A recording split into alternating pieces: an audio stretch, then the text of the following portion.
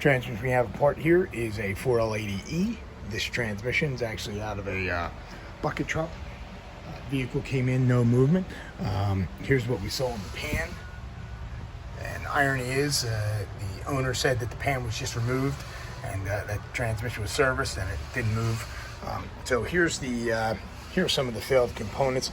This is your forward clutch drum. Okay, forward clutch drum is fed via the input shaft here. Okay, so where where it rides in there is chewed up. This bore is damaged.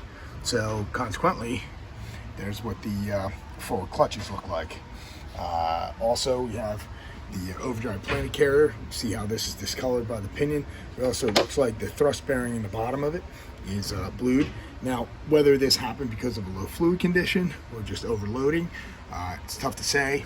Again, this is what the pan looked like. Also have a check ball that was sucked into the separator plate above the valve body. See here are shift solenoids, the EPC solenoid in the backside there. Obviously all the solenoids would need to be replaced. Here's some of your other friction components.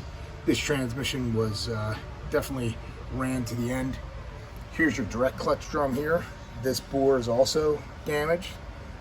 So we would want to replace, the center support, direct clutch drum.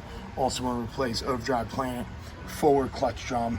Basically the front end of the unit, okay, from behind the pump, input shaft, the overrun drum, also the overrun clutch, overdrive planet, and forward clutch drum.